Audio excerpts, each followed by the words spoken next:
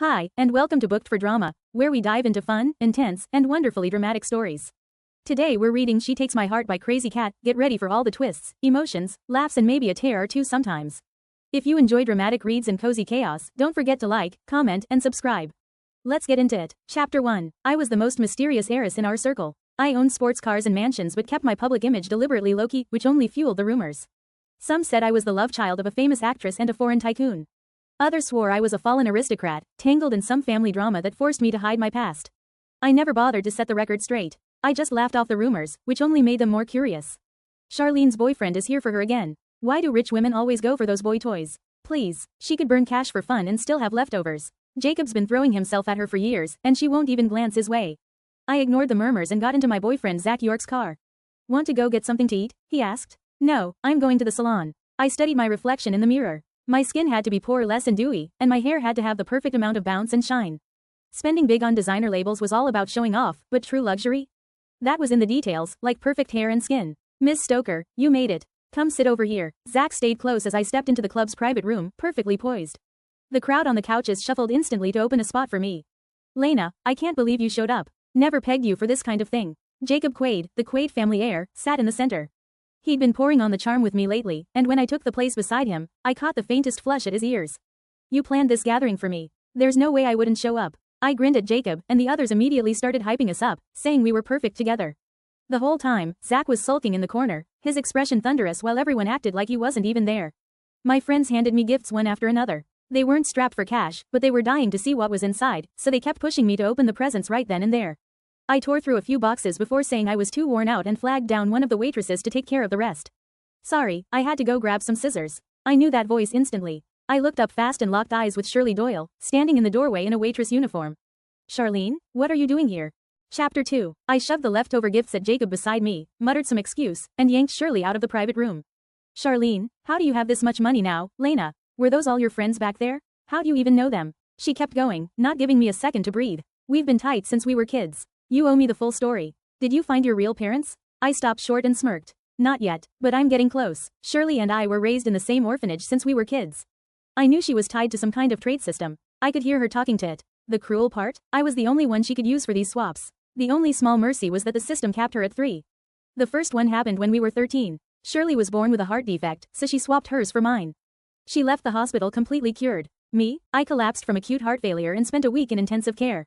Even now, I haven't fully bounced back. The second time came at 18. After 3 years of ditching class, chain smoking with delinquents, and hopping between reckless flings, Shirley didn't hesitate to swap her SAT scores for mine the second they were out. She landed first in the city and got into a top-tier university. I couldn't even scrape into community college, so I ended up in a factory job. Now, only one swap remained. Shirley's eyes brightened like she'd just seen a lifeline. She scanned my outfit with an eager, almost greedy look before asking, as if it were nothing, who are those people inside? They're my friends. Here for my birthday, I said. I gave her a quick once-over. She was dressed in the club's waitress uniform, standing there with a slight hint of unease. Do you work here? I blinked in disbelief. You went to Alvarin University, didn't you? Why are you working here? It's just a part-time thing. For fun, Shirley stammered, her face flickering with embarrassment. My friend owns the place, so I'm just helping out. Oh, Gwen? I know her too. I glanced at Shirley with a smile. Since we're all friends here, we should hang out sometime. Shirley couldn't meet my eyes, too guilty to even answer. She'd made up everything she told me about that part-time job for a friend. Back then, she'd taken my place at Alvarin University. Even though it was the top school in the country, she wasted her college years bouncing between boyfriends and parties instead of studying. Shirley failed nearly every core class, and there was no way to fix that. She even cheated more than once. In the end, Alvarin University had no choice but to expel her. Lena, come back in. Everyone's waiting. Zach had come out to look for me after I'd been gone too long. The instant he realized I was talking to Shirley, his expression turned tense. What's wrong? Did something happen? Nothing's wrong. This is my friend, Shirley Doyle, I said. Then I gave Shirley a quick smile before adding, and this is Zach York, my boyfriend. Zach and Shirley shared a look, both catching the shock and wariness in each other's eyes. But Zach snapped back instantly, playing it like he had no idea who she was, his tone polite. Hi, I'm Zach. Shirley, though, wasn't half as composed. She gripped the hem of her shirt as she managed a strained smile. I should get back to work. I need to go. Sure, see you later, I said, grinning as I watched her all but run off. Then I called out, my number's still the same. Call me whenever. Chapter 3. Was that waitress a friend of yours? Zach kept close as we walked, his voice strained. I don't remember you talking about her before. What's the big deal? I shot Zach a half smile and said breezily, it's not like you know every single one of my friends. He shifted uncomfortably and said, a little awkwardly, I was just curious. I mean, she's just a waitress. I cut him off. So? She graduated from Elverin University. I was heading back to the private room when Zach suddenly said, "Babe, I'm not feeling well. Maybe I should go home." "What's bothering you?" I arched an eyebrow. "You're actually bailing on my birthday?" I knew why Zach didn't want to return to the private room. Someone had already texted me about it. He and Jacob had gotten me bracelets in the same style for my birthday. But as luck would have it, Jacob's was real, and Zach's was a cheap knockoff. On their own, they looked almost the same. But put them side by side, and the difference was glaring. One was a high-end piece covered in diamonds, the other a bare-bones replica. "It's fine. Your health comes first. Go ahead," I said with a faint smile, waving him off. Zach breathed out in obvious relief. I watched him walk away before turning and heading back to the private room at a leisurely pace. "Lena, come sit with me." Jacob tugged me down next to him and lowered his voice. "That boyfriend of yours is total trash, ugly, stingy, and honestly, dating him is just staining your reputation. He's Shirley's ex. Trust me, if he weren't, I wouldn't give him the time of day," I murmured, leaning in to settle him. "Just stick it out for a few days. Once everything's handled, we won't have to hide anymore." Jacob gave a resigned nod. The thing was, we'd been together for 3 years, but thanks to Shirley's bizarre trade system, we had to stay under the radar. So far, I'd kept up the high society act without getting caught. It wasn't just my acting skills, Jacob had been picking up the tab most of the time. Jacob and I were whispering back and forth when Shirley's Instagram follow request popped up. The message read, "Lena, it's Shirley." I followed her without really thinking, but she never messaged me again. I had a pretty good idea what she was up to. Before long, a notification popped up on my screen. She'd liked my latest post, the one with photos of all the extravagant gifts my friends had showered me with, each stamped with those iconic luxury logos. In the pictures, I was sitting in the middle of all those stacked up gifts, smiling like I'd just won the lottery. It looked like I was flaunting my wealth, and honestly, I was. This was the persona I'd carefully crafted, and I knew Shirley would eat it up. "Lena, I'm so sorry. I forgot today was your birthday, and I didn't even get you a gift." I skimmed Shirley's text and replied, "Don't sweat it. Just seeing each other again is the best gift." Shirley went quiet for a moment. Then out of nowhere, she asked, "Do you like cake?" "I'm actually a decent baker. I could whip one up now and bring it over." "Nah, it's too late for that," I texted. After a quick pause, I sent her my address. "But I'm having a thank you party at my place tomorrow with a ton of friends. You should come by. He's Shirley's ex. Trust me, if he weren't, I wouldn't give him the time of day," I murmured, leaning in to settle him. "Just stick it out for a few days. Once everything's handled, we won't have to hide anymore." Jacob gave a resigned nod. The thing was, we'd been together for 3 years, but thanks to Shirley's bizarre trade system, we had to stay under the radar. So far, I'd kept up the high society act without getting caught. It wasn't just my acting skills, Jacob had been picking up the tab most of the time. Jacob and I were whispering back and forth when Shirley's Instagram follow request popped up. The message read, "Lena, it's Shirley." I followed her without really thinking, but she never messaged me again. I had a pretty good idea what she was up to. Before long, a notification popped up on my screen. She'd liked my latest post, the one with photos of all the extravagant gifts my friends had showered me with, each stamped with those iconic luxury logos. In the pictures, I was sitting in the middle of all those stacked up gifts, smiling like I'd just won the lottery. It looked like I was flaunting my wealth, and honestly, I was. This was the persona I'd carefully crafted, and I knew Shirley would eat it up. "Lena, I'm so sorry. I forgot today was your birthday, and I didn't even get you a gift." I skimmed Shirley's text and replied, "Don't sweat it. Just seeing each other again is the best gift." Shirley went quiet for a moment. Then out of nowhere, she asked, "Do you like cake?" "I'm actually a decent baker. I could whip one up now and bring it over." "Nah, it's too late for that," I texted. After a quick pause, I sent her my address. "But I'm having a thank you party at my place tomorrow with a ton of friends. You should come by." Chapter 4. I could tell this must have been so exciting for Shirley. That night, my phone blew up with her texts, questions about what to wear to the party, what gift to bring, even prying into the backgrounds of the friends I'd invited. But I kept my answers vague and distant, never letting her think we were close. Most people would have taken my aloofness as snobbery and backed off. But Shirley was different. Determined to get out of the life she was stuck in, she was ready to claw her way up by any means necessary, grabbing hold of every rare opportunity that came her way. She probably took my indifference for the quiet confidence only rich people have. The next morning, Shirley was the first one at my house. "You're here this early?" I glanced at her, surprised by how polished she looked, and asked out of politeness, "Did you eat yet?" "Yeah, I already ate." Shirley handed the cake she was holding to the maid nearby, her movements a little stiff. When she thought I wasn't looking, her eyes kept scanning the room, her expression a mix of envy and admiration. She asked cautiously, "Lena, how'd you get so rich all of a sudden? Living in a place like this? I heard your birth parents are foreign politicians. Who told you that? I can't believe you bought that." I laughed. It had to be Zach feeding her this nonsense. Shirley froze for a moment, her cheeks flushing with embarrassment and regret. "So your parents?" I could tell she was still hesitating, so I gestured for her to sit beside me and lowered my voice. "This is just between us. Don't share it with anyone." Shirley nodded right away. "Of course not. We've been friends since we were kids. I'd never do that to you." I chose my words carefully, keeping most of the details vague but making one thing clear. I'm the Zeller family's heiress. I went missing as a child and was only found recently. Then why haven't you made your identity public? Shirley's eyes widened, her tone eager as she pressed further. Was all this money given to you by the Zellers? Of course. Even this villa belongs to them. I gave a small nod and let a troubled frown settle on my face. It's not that I don't want to reveal who I am. I just can't do it yet, not with the inheritance and the Zeller Group shares in play. Yeah, that makes sense. Shirley smiled quickly in agreement, lowering her gaze just enough to hide the calculation in her eyes. So, when will you take another paternity test? Probably in the next few days, I answered with deliberate indifference, brushing off the question. Just then, the butler entered with a few of my friends. I stood to greet them, leaving Shirley behind without another glance. Compared to last night's chaotic gathering at the club, everyone seemed much more composed today. Jacob looked at Shirley with fake surprise and asked, Lena, isn't this the waitress from yesterday? Why's she here? I forgot to introduce her. This is my friend, Shirley Doyle. She was an honor student at Alvarin University. I smiled at Shirley and added, and this is Jacob Quaid, the heir of the Quaid family. He also went to Alvarin University, though he's probably 2 years younger than you. Oh, so you're my senior, Jacob said, eyeing Shirley with little interest.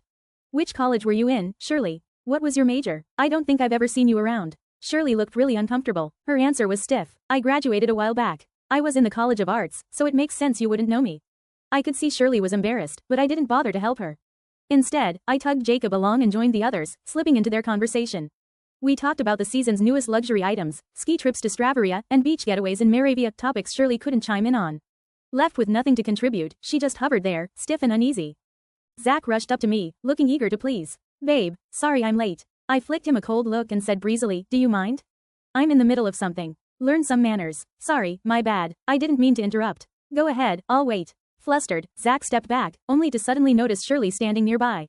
What are you doing here? Zach glanced around nervously before hissing, I told you not to come yesterday. You're here, so why can't I be? Shirley looked at him with disgust. We both know you're just after some rich woman. How pathetic, whoring yourself out like this. Does Charlene know you used to be a con artist? Shut the hell up, Zach snapped, his face going pale as he quickly checked if anyone had heard. Shirley gave him a scornful look and silently reached out to the system in her mind. The system's voice echoed back. You have one last swap left. Charlene has beauty, intelligence, an ideal figure, and more. You can pick one to take for yourself. Shirley answered urgently, I want to have her background. I want to live her life. The system paused before finally agreeing. Very well. Just before disappearing, it added with a hint of regret, let's hope you won't come to regret this. Chapter 5. Shirley walked away from the party with a triumphant smirk. Zach made a shameless move to get cozy with me, but Jacob cut him off. Sorry, but you can get lost now, Jacob said with a casual grin, stepping in his way. Starting now, you and Lena are done. What? Zach's face went stiff. He plastered on a fake smile. Mr. Quaid, there's got to be some misunderstanding here. Just let me talk to Lena and clear things up. Still not going? Jacob arched an eyebrow. Then I'll just have the cops drag you out. The money you swindled had not been repaid yet. Zach clammed up immediately. Without another word, he slinked out of the villa as quickly as possible. I waved Jacob over, and he walked up with a proud, eager grin, like a dog bringing back a stick.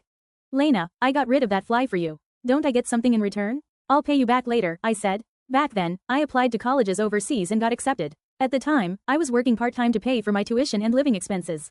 One day, I found Jacob's wallet at the restaurant where I worked. That was how we met and ended up staying in touch. Early on, I only saw him as a gullible rich guy who was an easy mark. He spent money like it was nothing, constantly showering me with lavish gifts without hesitation. I turned around and sold every single one. Not only did it cover my tuition and living expenses, but it also financed my entire startup. One night, I had a little too much to drink and ended up spilling the truth about the system. I figured Jacob would just think I'd gone crazy, but surprisingly, he stepped up and offered to help. I really owed Jacob for that. Thanks to him, everything moved forward without a hitch. I ruffled his hair and asked casually, so when can we get that paternity test done? Tomorrow morning, if you're up for it, he said. Tomorrow, then. Faster is better. My plan wasn't perfect. Some parts might not survive a closer look, but I was willing to gamble if it meant pulling Shirley in. The whole mysterious heiress thing was just something I made up. Some parts were true, though. I had been studying art overseas, but I worked part-time to pay for school. It wasn't until I started my own business that I finally had some extra money to spare. Technically, this villa belongs to the Zellers, but they didn't let me stay here. Jacob leased it from them for me. The truth was, I never really knew the Zellers. I only found out Shirley's real story when I dug into her past, that she was their daughter, the one who'd gone missing 20 years earlier. As for me, the Zellers had no idea I even existed. Meanwhile, the luxury goods I owned were real, though most were actually rentals from designer rental boutiques. Jacob had mentioned more than once that he wanted to buy me gifts, but I always brushed him off with a polite no. The only way to make sure nobody found out the truth was to act fast. Once Jacob let the Zellers know their real daughter had been located, they'd obviously demand a paternity test. After that, everything would go exactly as I'd planned. I handed Jacob a strand of my hair for the test. Sure enough, on the third day, the Zellers dying to meet their long-lost daughter were at my door. Lena, I've finally found you. Emma Wilder burst into tears the second she saw me. She yanked me into a fierce hug, her whole body shuddering with quiet sobs as she kept murmuring, I came too late. You've been through so much. I froze at first. Then, slowly, I melted into her arms, letting myself take in the warmth only a mother could offer. I'd prepared myself for this moment. But when it actually happened, the happiness hit me hard along with something deeper, something I couldn't quite pin down. Emma had been Shirley's mother, but now she was mine. I was finally free of Shirley and the system's hold. I should have relished the revenge, but a small pang of guilt crept in when I saw tears running down Emma's face. Okay, let's keep the crying in check for now. Beside us, Carl Zeller wiped his damp eyes and murmured, Lena, come home with us. Chapter 6. Becoming part of the Zeller family had been easier than I thought. But only when I sank into that plush bed did it really sink in I was rich now. Carl and Emma had clearly put effort into designing the room, proof of how much they'd missed their daughter. I took a quick photo and posted it on Instagram with the caption, I'm finally home. Shirley and Zach both liked the post. She even messaged me directly. Lena, are you back with the Zellers now? Yeah, my parents are throwing a party soon to introduce me to everyone. You should come, I texted back. Silence lingered on Shirley's end for a long time. I was just about to turn off my phone when Zach called. I didn't even pause before hitting decline and blocking his number. I wasn't interested in hearing a single word from him. I'd been living with the Zellers for over 2 weeks and had met almost every relative in their extended family. Gifts kept showing up non-stop, all for me. Carl and Emma were still weighed down by guilt over their daughter going missing, so they shifted all their longing and affection onto me. Life had never been this peaceful. Even Shirley and Zach, who used to be nothing but trouble, had suddenly dropped out of the picture, like they'd gone through some personality shift. Shirley and Zach have been seeing a lot of each other recently, said Dylan Render, my private investigator. He laid out everything he'd uncovered, including shopping receipts from luxury boutiques. The photos showed the two of them looking close enough for anyone to think they were a couple. Zach paid? I let out a scoffing laugh, my voice edged with something hard to place. Shirley must have gotten her hooks into him. Zach's usually tight-fisted, he'd rather swindle someone than open his own wallet.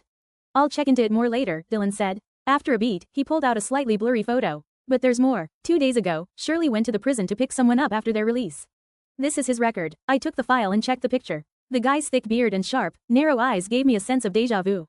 Dylan continued, his name's Harold Anderson, a local guy. 20 years back, he was convicted of murder after hacking his wife to pieces. I explained Harold's background in perfect detail. Dylan paused, sounding thrown as he asked, you know him?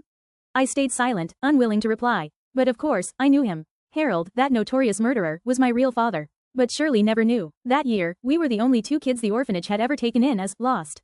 She thought I was the Zeller heiress, and she was Harold's daughter. But she didn't just want to switch places, she wanted me trapped with that monster forever.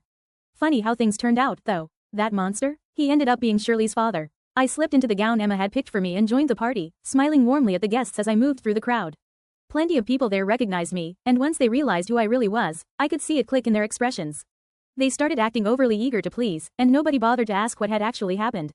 As I followed Carl and Emma to meet their business partners, I caught Jacob signaling me from across the room. A sharp flicker of caution went through me, but a sharp voice cut through the air behind me before I could turn around. She's not the real Zeller heiress. Chapter 7. Shirley stepped forward, her defiance burning bright as she declared loud enough for the whole room to hear. I'm the true daughter of the Zellers. Charlene is the imposter. She stole my identity. The second the words left her mouth, the room erupted. People turned to each other, confusion written all over their faces. Security moved in, ready to grab Shirley and haul her away, but Carl spoke up just in time. Hold it. His gaze lingered on Shirley before turning to me, a faint hesitation crossing his face. Shirley looked a bit like Carl, so it made sense that he got suspicious in that situation. He had her taken away, then quickly excused himself from the guests and brought Emma and me to the lounge. Carl kept his eyes on me as he asked, Lena, do you know that woman from earlier? I nodded. Yeah, Shirley and I grew up together in the orphanage. We just saw each other again a few days ago, but how could she? I stopped mid-sentence as Carl, Emma, and I entered the lounge. I saw someone else I recognized. Zach was sitting beside Shirley, and when his eyes met mine, he immediately looked away like he couldn't face me. Lena stole my identity, Zach can back me up on that. He used to date Charlene, and she told him she was going to take my place, said Shirley. Yeah, I can vouch for that, Zach chimed in. Charlene's an orphan, but she spends like there's no tomorrow. She said she'd take Shirley's place and live it up with the Zellers. Shirley stood sniffling and sobbing at the side while Zach kept hurling accusations at me. The two of them worked together like a well-rehearsed team, painting me as the villain without a doubt.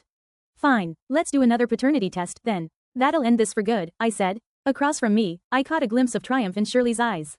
Carl and Emma quickly arranged for a trusted lab to handle the test, promising we'd have the results by tonight. Since the real Zeller heiress hadn't been found yet, Shirley was told to stay for the time being. In just a few hours, she'd given Carl and Emma the performance of her life, pouring every ounce of her acting skill into it. I don't get why Lena is so jealous of me. We grew up together in the orphanage. I was always at the top of my class and even got into Alvarin University.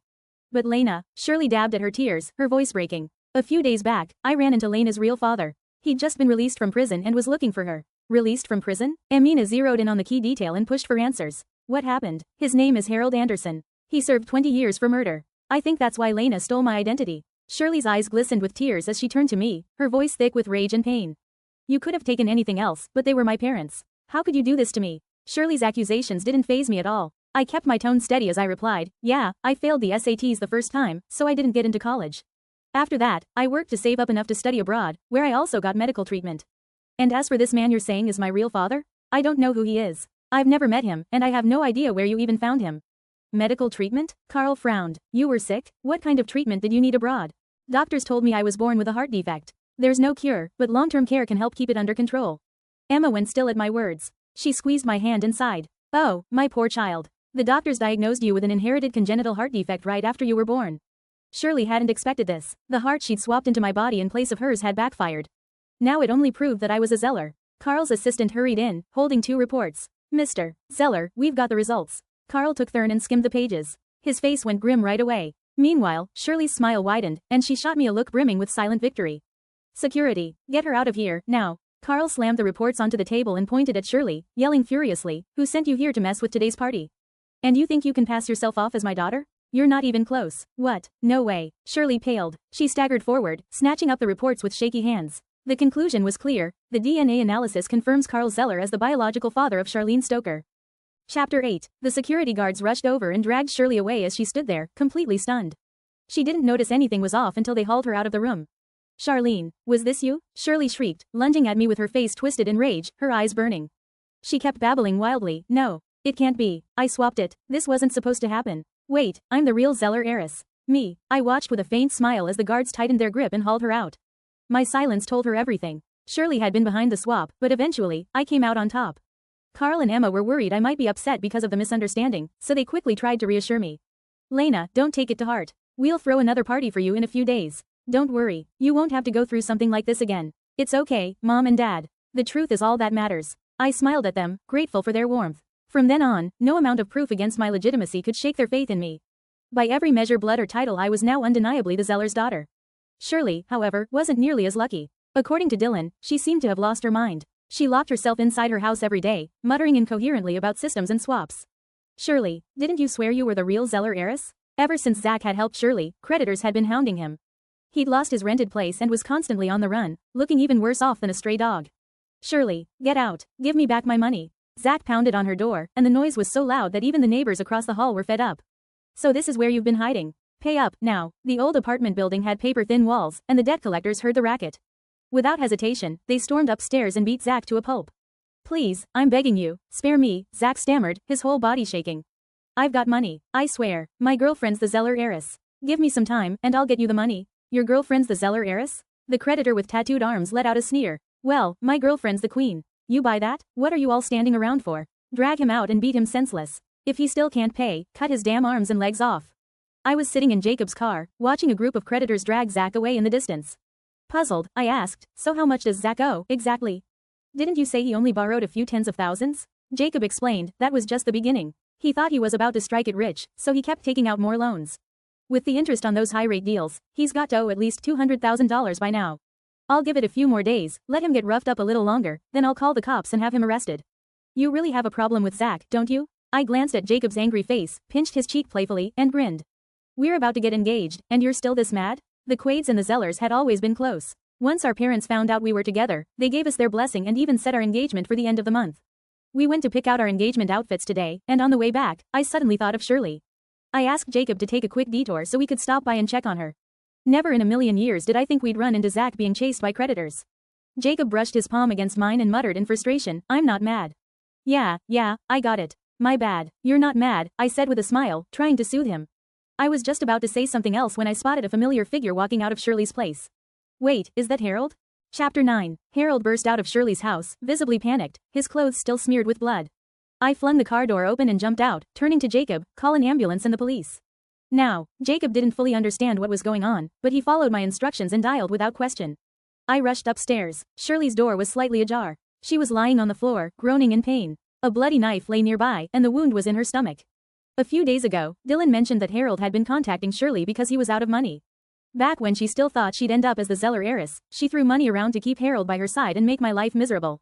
But when her plan failed, she couldn't afford to pay him anymore. And since Harold was used to getting money from her, he came back demanding more. If Shirley hadn't taken over my life, I'd be the one lying on the floor right now. Charlene, it's you, you bitch. The second Shirley saw me, her face twisted with rage. But she was injured, so all she could do was stare at me with pure hatred in her eyes. It's you. It's all because of you. I'm the real Zeller heiress. This is all your fault. She screamed, completely losing it. You must have pulled some trick behind my back. You took what belongs to me. I stared down at Shirley, who was utterly shattered, and couldn't help but chuckle. Yeah, you're right about that. But didn't you hand it to me yourself? You bitch. You filthy bitch. Shirley lunged at me like a madwoman, but I dodged easily. Teeth gritted, she spat, you stole what's mine. I'll never forgive you for this. I scoffed. I stole what's yours? Wasn't it you who took what was mine? If I'd been healthy when I was 13, I could have tried out for the athlete selection process. If I'd made it through college without everything falling apart, I'd be doing what I love, working as a designer, living my dreams. But you took all of that. You stole every advantage I had, and now you've got nothing to show for it. Do you know what that proves? You're a total failure. Even though Shirley struggled in school and had a heart defect, her family's privilege still gave her an advantage. Meanwhile, even though my family held me back, I was a top student and perfectly healthy. If Shirley hadn't targeted me, we both could have had amazing lives ahead of us.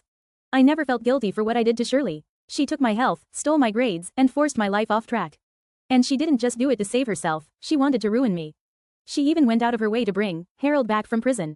That alone showed her real intentions. So honestly, she was just getting what she deserved. Shirley was too furious and in too much pain to speak. Wincing from the sharp pain, she pressed a hand to her bleeding wound and shot me a fierce glare.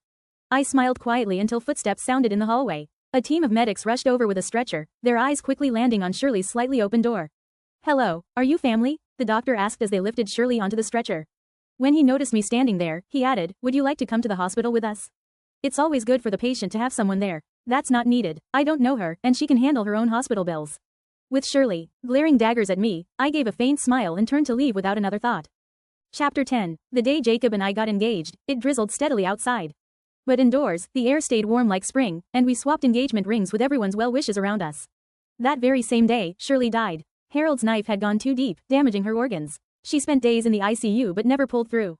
Police arrested Harold as he tried to escape. Zach got nabbed, too, for his past fraud. Both of them wound up in jail, trading their old lives for prison uniforms. They got exactly what they deserved, in every way. Lena, what's on your mind? Jacob gave my shoulder a light pat. Everyone's waiting for us. I was just thinking about what comes next. I turned to him, my voice bright. I'm going back to study art. It's time to chase my dream, finally. Outside, the rain had stopped without me noticing. Pale sunlight broke through the clearing sky, stretching across the horizon, and a rainbow arched overhead. Once, my life lost all its color when I was forced to trade away what was mine to others. But now, at last, a new chapter was beginning. And that's a wrap on today's story here at Booked for Drama. If you felt anything, rage, swoon, secondhand heartbreak, let me know in the comments. Don't forget to like, subscribe, and share with your fellow drama lovers. Until next time, keep reading, and keep the drama on the page.